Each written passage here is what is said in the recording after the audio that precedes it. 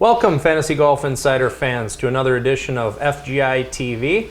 We thank you for tuning in. We received a lot of good feedback from you last week, so we will continue to try and improve and bring you the best information in the industry. Before we kind of get started here, I want to give a congratulations to our own Zach Turcotte, aka Mysteriously, who had a pretty nice win last week. Tell us a little bit about the win, tell us a little bit about the tournament and what you found. Well, we got a lot into strategy, like we talked about last week in the daily spin piece that I wrote up, how each individual tournament plays out a little bit differently. So if you're in a field of 134,000, you're really going to need to hit your lineup pretty much right on the head with things. But as you go up in terms of the buy-in amount, that lineup isn't going to need to be quite as precise. So the strategy is going to change a little bit. You hear a lot about people mentioning cash game versus GPP, but they really need to break down GPP a little bit more into small level GPP, so your $5 or less type of level, your mid-size level somewhere in that $20 range, and then up into the kind of the higher roller range of that $300 or $1,000 level. So the one that I won this last week was the $1,000 and 60 entry clubhouse. So there were 35 entrants in the field. I did it with 6 of the picks that I had discussed within the article. So on the sleeper side, I used Bryce Mulder and Hudson Swafford. In that middle range, I had Pat Perez and Russell Knox. And then in kind of that higher range, I had Jason Bone and Justin Rose. So it was kind of a balanced approach on the way up. And fortunately for me, each of those guys played just well enough without choking down the stretch to win. It actually took kind of a miracle. It took a few guys falling apart for me. Stephen Bowditch actually putting the ball into the water en route to an 83, and Bill Haas chunking away 5 strokes over the last 7 holes. Finished off with Charles Howell III bogeying on 18 to put me over the top. That's usually how I like to win, backing in. But I'll take it after a lot of heartbreak over the weekend. So. And you didn't have Troy Merritt on your team? Yeah, shockingly no. After having missed 5 cuts in a row, I wasn't able to squeeze him onto a $1,000 team. What I did enjoy was all the feedback from folks who looked at my lineup and said 504 points. Well, that's geez, it. I had teams that were a lot larger That's than right. 504 points. I guess I should have played in that content. What was the buy-in? It was $1,060.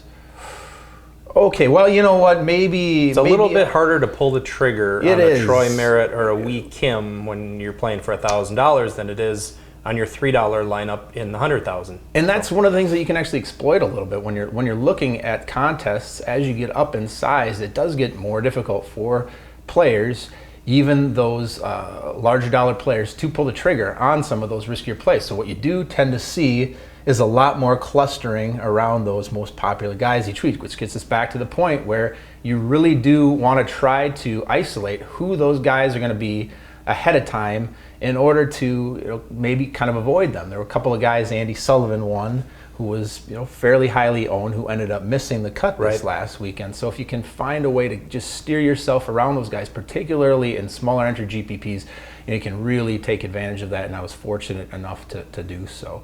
But on to next week, we've got the WGC. It's a much bigger event, and it's a little bit different in terms of strategy. Jeff, why don't you tell us a little bit about that? WGC Bridgestone is this week.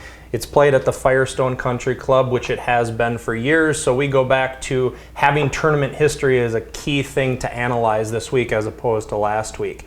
The course measures about 7,400 yards, which is very similar to the Quicken Loans was last week. So we can kind of look at that in comparison. It's a par 70. There are 2 par 5s, 4 par 3s. Distance is going to be key, but also accuracy. So we're looking at total driving for statistics, also greens and regulation. We're also going to look at proximity to the hole from 175 to 200 yards out. And the reason we're doing that is because there are 8 holes that measure between 450 and 500 yards. Well, last year the average driving distance, 48 of the 70 people in the field drove it between 280 and 305 yards. So you do the math there, and most of the people are playing with long irons and shooting from about 175 to 200. So we're going to look at that stat to see who is accurate from that. Now, obviously that doesn't apply to the Dustin Johnsons of the world. they're going to drive it far beyond that. They're going to be hitting a wedge in, so that doesn't apply to them, but most of the field, that is going to be key. We're also going to look at putting, and then obviously strokes gained tee to green. One of the key things to note this week is that it is a no-cut event.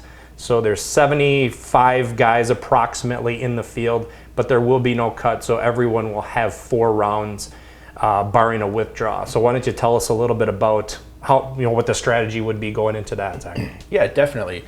In terms of looking at the pricing this week, it's every week DraftKings kind of throws us a little bit of a curveball, and this week it was really on the bottom end. Typically for these bigger events where you've got a lot of high name type of players that are in the field, those more high ranked guys, you get really soft pricing. It's DraftKings' way of trying to draw more of the novices in. They want a lot of people to play and sign up. And the contests this week are actually fielding more entrants. So that is one of the things that is out there. However, on the top end, I thought prices were kind of soft, but then on the bottom side, everything rapidly kind of cut off right at that 7,000 range, and we don't have any players below 7,000 this week. So what does that do for you in terms of building your lineup? One, it's going to make those top guys very difficult to roster, is you're going to end up being able to put one of those studs on your team, maybe like a Spieth or Jason Day, and then you're really forced into picking guys in that mid 7,000 range for the rest of your lineup. Now, in a no-cut event, you can afford to be a little bit more aggressive. In fact, that's what I would encourage you to do in terms of what you're strategizing for, because you're not going to win these larger field GPPs just by having 6 guys play reasonably well. You have a bunch of guys in the top 30. You're probably going to need the winner this week. You're probably going to need a couple other guys in the top 10. And realistically, you're probably going to need 5 or 6 guys in the top 20 if you're going to want to be competitive for those. So you're going to have to look at each player and think, can this player win the tournament? Can this player be in the top 10? Is he going to be able to get me enough points to make this worthwhile? So strategy is going to change up quite a bit in terms of the GPP. I would say to be much more aggressive than normal, although there really aren't a lot of guys at the bottom that we love. There's probably 40 to 50 guys that we would even take a look at, and probably those bottom 20 or so are not quite as intriguing.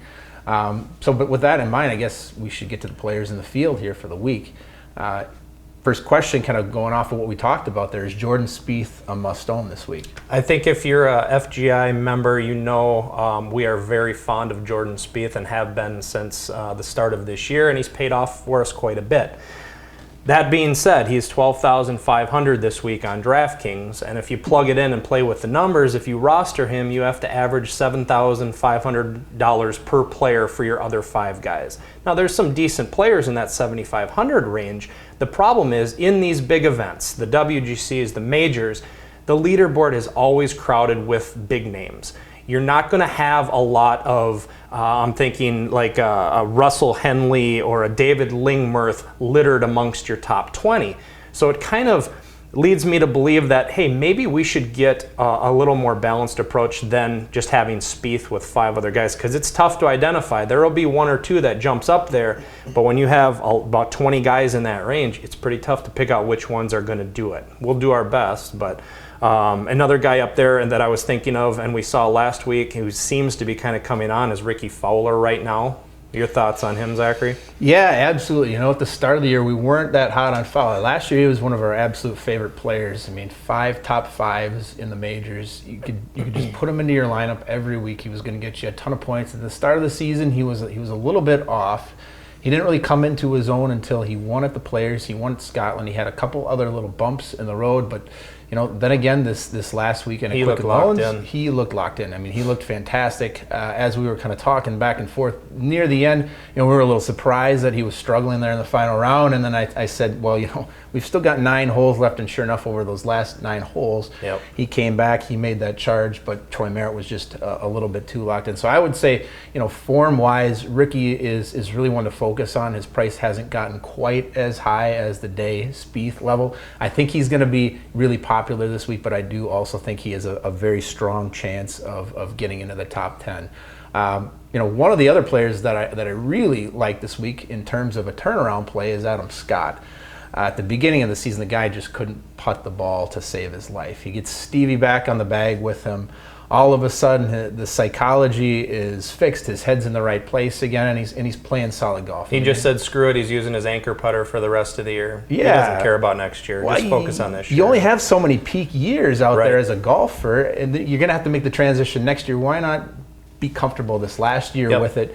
Use it as long as you can. Have as much success with it as you can, and then move on once you have to, because the learning curve is going to be the same either way. So he's a guy that I really like. For sure. At $10,200 in terms of his price, you can still roster him without having to completely mortgage everything else out there. I thought he was actually going to win the Open Championship late on Monday until he missed that, what was it, like an 18-inch putt or something? It was just like, it shook me. And careless. And then he kind of lost focus after that because he knew he was out of it.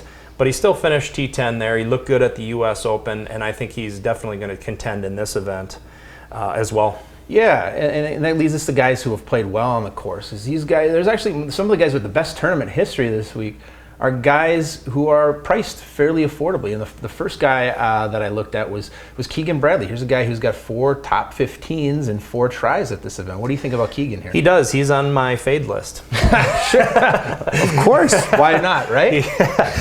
Great tournament history. He's been playing really poorly this year and has not impressed me.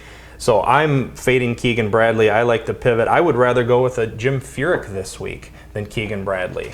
Jim Furyk isn't going to give you anything flashy, but he's probably going to be in the top 15. And for his price, which is $8,900, that would be about right. So I would go with Furyk instead of Bradley this week. I also drop down a little bit, Patrick Reed. He's kind of a wild card, and I think everybody's favorite player, Patrick Reed, right? Well, that's part of the reason I like him this week, is because I think ownership levels won't be as high because he hasn't been playing that great, although he hasn't been playing terribly, but also people just naturally hate the guy. And Pat Mayo's on vacation this week, so that's right. So it's a lot quieter in terms of the Patrick Reed buzz. That's right. So I think that's also a key. Absolutely. One of the guys we talk about every week here at Fantasy Golf Insider, he's one of our favorites in terms of scoring. It's Brooks Koepka.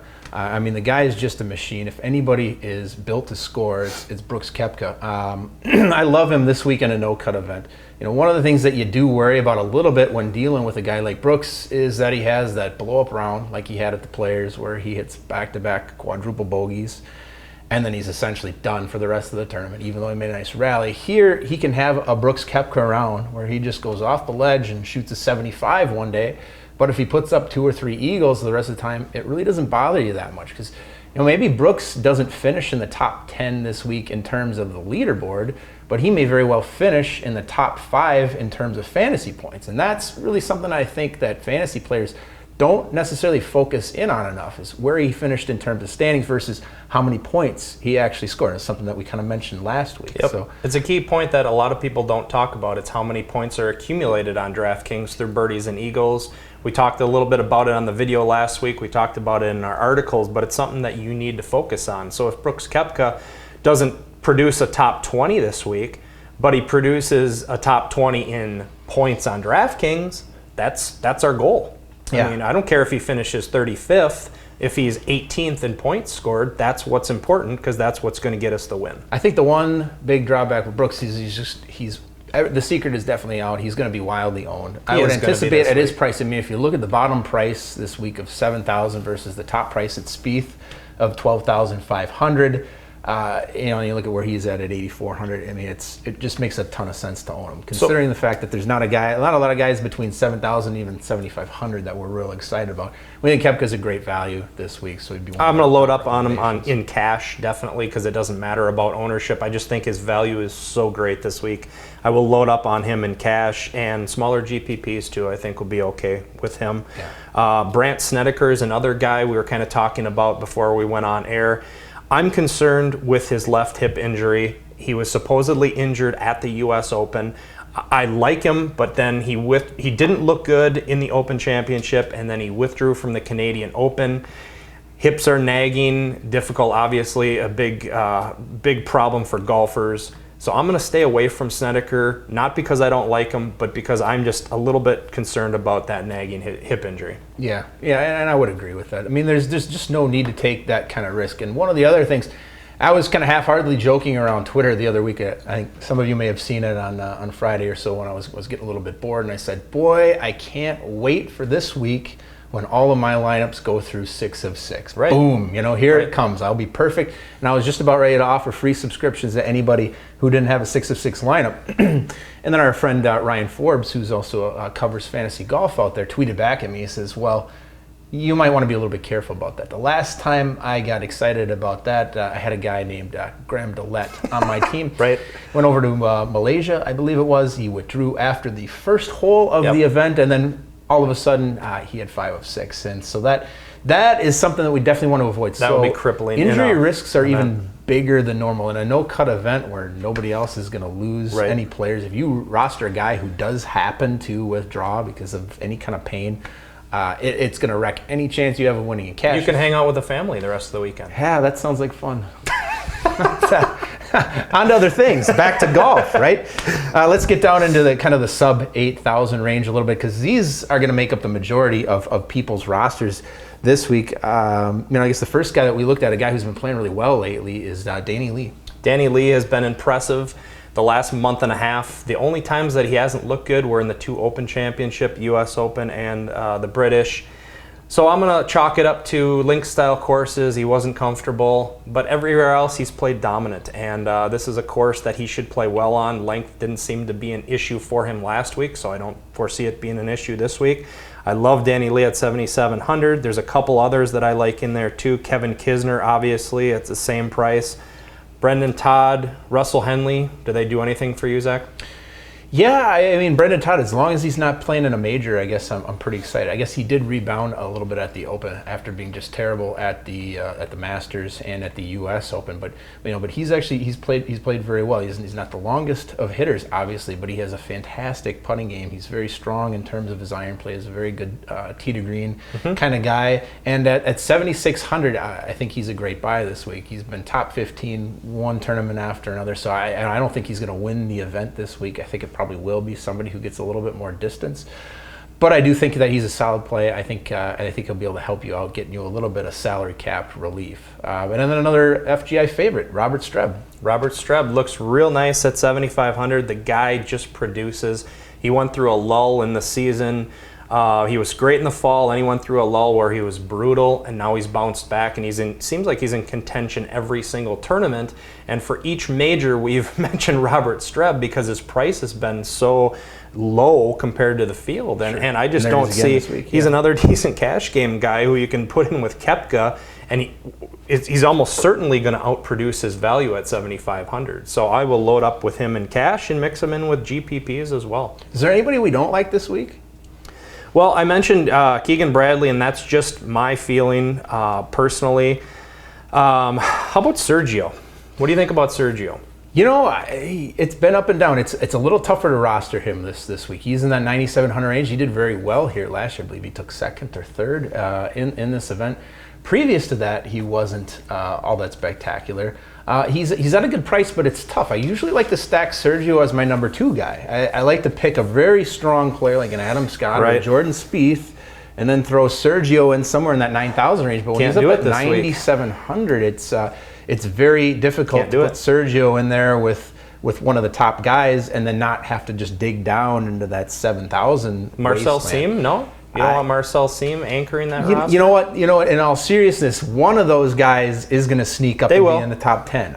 I just can't put my finger on who it is. So, I'm not going to be out there touting my number 35 pick this week if he comes through and he wins the event. I guess this week we'll fade Tiger again because he's not actually in the event. And I will say, for Tiger last week, a roller coaster.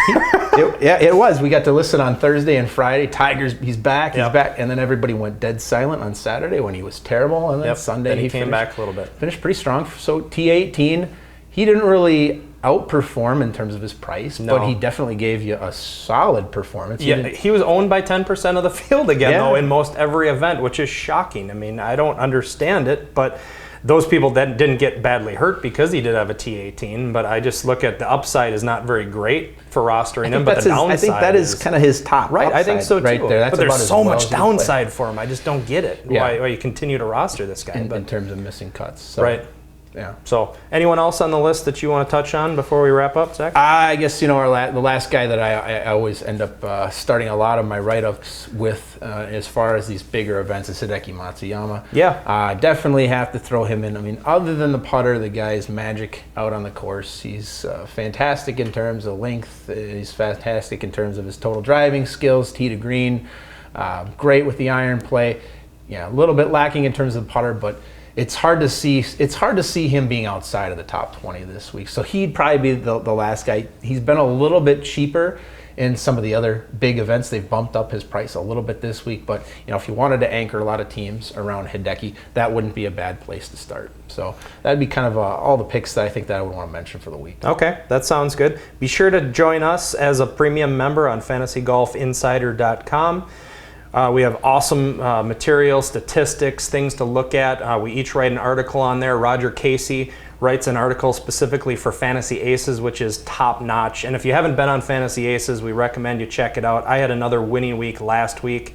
I can't tell you how badly I'm crushing their cash games on there. So be sure to get on there. A couple other things. Be sure to subscribe to our YouTube channel. It would help us out quite a bit. If you have any questions for us for next week, any comments or want to know anything about strategy or want us to touch on anything, let us know. Email us, shoot us a tweet, and let us know because we're open. We talk so much to our members through email. Zach's the maestro on Twitter. Tell them how they reach us on Twitter. We are at Fantasy Golfers. I'm there every day. Wednesdays, my column, The Daily Spin, will come out early that morning, and then usually all day and late into the night until I pass out and fall asleep right before Jeffrey goes on to Dr. Roto, I will be taking lineup questions for you. So feel free to hit me up all day. Also considering doing a Periscope this week, so if we get enough interest, if I feel like there's enough folks out there that want to see my ugly mug one more time, I will put that up sometime on Wednesday night, maybe around like 8 o'clock or so. We'll do 15 minutes or so on that. So with that, I'm Zach Turcotte, mysteriously. Jeff Bergerson, JT Bergerson. Thanks for joining us, and we'll see you next week. Good luck.